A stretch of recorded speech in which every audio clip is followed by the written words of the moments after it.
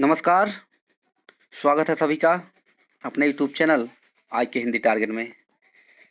TGT, PGT, LT, GIC lecturer की तैयारी अगर आप करना चाहते हैं या कर रहे हो हिंदी से, तो आप इस वीडियो को अवश्य देखें, क्योंकि इस वीडियो में 10 प्रश्नों की श्रृंखला लगातार चलाई जा रही है, जिसमें हम देख सकते हैं आपकी खंड 16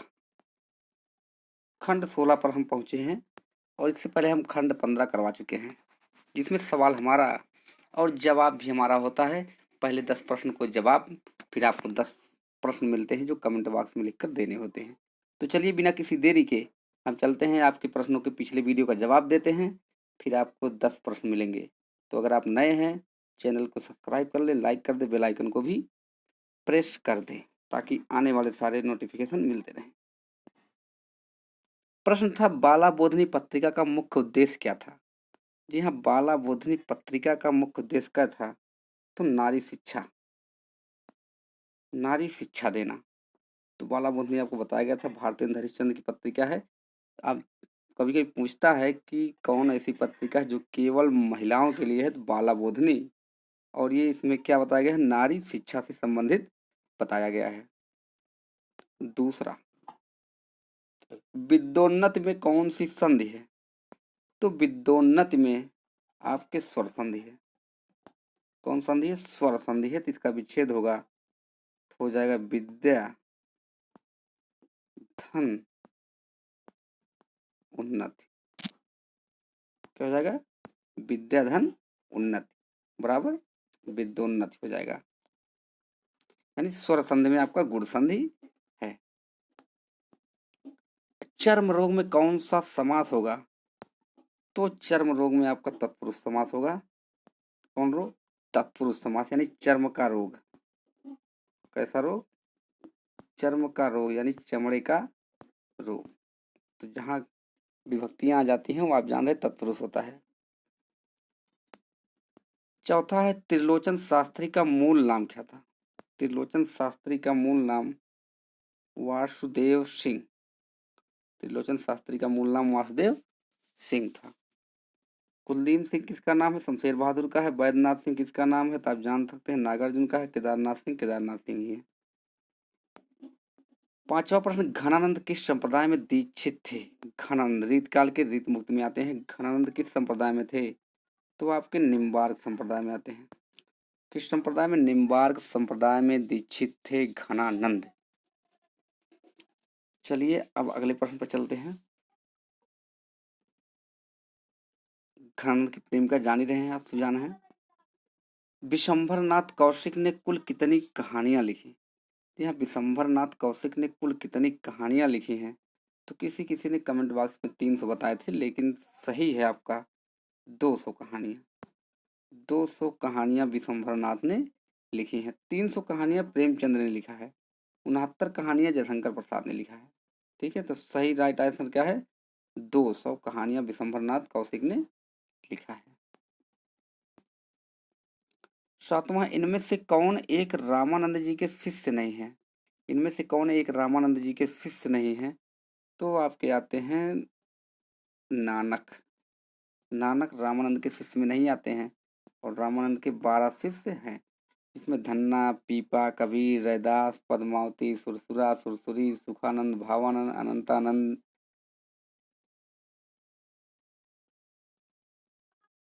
इत्यादि आते हैं, यानी लगभग 12 आपके हैं। आठवां, हिंदी की प्रथम दलित आत्मकथा कौन है? हिंदी की प्रथम दलित आत्मकथा तो अपने अपने पिंजरे। आत्मकथा, अच्छा गलत लगाया गया है, अपने अपने पिंजरे। ये अपने अपने पिंजरे मोहनदास नैमिषारण्य का है। मोहनदास नैमिषारण्य का अपने अपने पिंजरे हिंदी की प्रथम दलित आत्मकथा है, जो 1995 में आई 2 भाग में। बाकी जो छप्पर है उपन्यास प्रथम है। उसकी शिकायत कविता है। साकेत महाकाव्य पर कौन सा पुरस्कार मिला? साकेत महाकाव्य पर कौन सा पुरस्कार मिला है? तो मंगला पारितोषिक पुरस्कार। साकेत मैथिली शरण गुप्त की रचना है, जिसमें जान सकते हैं 1931 में लिखा गया और जिसमें 12 सर्ग हैं। इसमें मंगला पारितोषिक पुरस्कार मिला हुआ है। आज का अंतिम प्रश्न है, शिकंजे का दर्द किसकी आत्मकथा है? शिकंजे का दर्द किसकी आत्मकथा है? तो सुशीला टकभोरे। सुशीला टकभोरे की रचना का नाम है शिकंजे का दर्द। ये दलित आत्मकथा है, सुशीला टकभोरे। अब आपके 10 प्रश्न हो चुके हैं। अब आपको ले चलते हैं 10 सवाल जो आपको देने हैं कमेंट बॉक्स में लिखकर जवाब। चलिए देखते हैं कौन कौन से प्रश्न हैं। आप तैयार हो जाइए। तो आपके सामने आ चुका है पहला प्रश्न, मैथिली हिंदी में रचित गद्य रचना का नाम बताइए। मैथिली हिंदी में रचित गद्य रचना का नाम बताइए। तो वर्ण रत्नाकर, राउरबेल, प्राकृत पैंगलम और पदावली। तो इनमें से कौन सी एक रचना है आपको बताने हैं। दूसरा, आदिकाल में खड़ी बोली का प्रयोग किस कवि ने किया? आदिकाल में खड़ी बोली का प्रयोग किस कवि ने किया? खुसरो, विद्यापति, स्वयंभू, चंद्रप्रदायी। तो चारों में से कौन किए हैं बताने हैं आपको। ब्रजभाषा मिश्रित अपभ्रंश का क्या नाम है? ब्रजभाषा मिश्रित अपभ्रंश का क्या नाम है? तो डिंगल, पिंगल, अवहट, सौरसेनी। कौन सा है बताने हैं आपको। इनमें से जैन धर्म का संबंध किस कवि से नहीं है? जैन धर्म का संबंध किस कवि से नहीं है? जैन धर्म संबंध, ध्यान से प्रश्न को पढ़िएगा। तो स्वयंभू, धनपाल, जोइंदु, विद्यापति। चारों में से किसका नहीं है? आप खूब अच्छी तरह से समझते हैं इस प्रश्न को। इनमें से कौन सा ग्रंथ शिलाओं पर लिखा गया है? शिला मतलब पत्थर पर लिखा गया है। कौन सा ग्रंथ शिलाओं पर लिखा गया है? प्रबंध चिंतामणि, चर्यापद, उक्त व्यक्ति प्रकरण और राउर बेली। या राउर बेल मिलता है, राउर बेल को उसको जानते रहिए आप लोग। राउर बेल या बेली, दोनों बात जान सकते हैं। तो इनमें से कौन एक है जो शिलाओं पर लिखी गई है, आपको बताने हैं। छठा प्रश्न की तरफ चलते हैं। राहुल सांकृत्यायन द्वारा संपादित दोहा कोश में किस कवि की रचनाएं संपादित की गई हैं?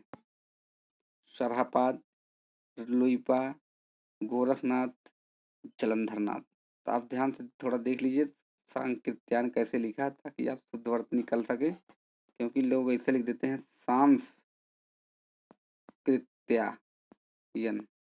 ये सांस नहीं है, ये सांकृत्यायन, वहाँ एक ही सा का प्रयोग होगा, ये गलत है।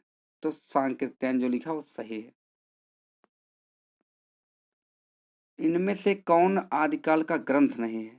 तो आदिकाल का ग्रंथ नहीं है, यानी आदिकाल की रचना नहीं। प्राकृत पैंगलम, खुसरो की पहेलियां, मैथिली, पद्मावत। आप बताएंगे कौन सा नहीं है। आठवां है, अवधूत मत किसका पर्यायवाची शब्द है? अवधूत मत किसका पर्यायवाची शब्द है?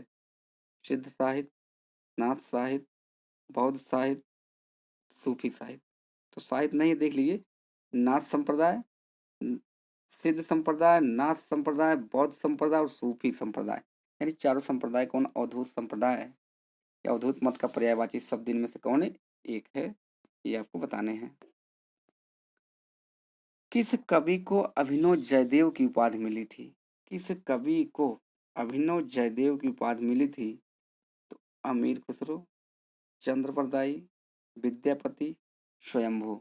चारों में से किसे अभिनव जयदेव की मिली थी? बार बार ये पूछा जाने वाला प्रश्न है, हर बार पेपर में आता है और आप बिल्कुल गलत कर देते हैं।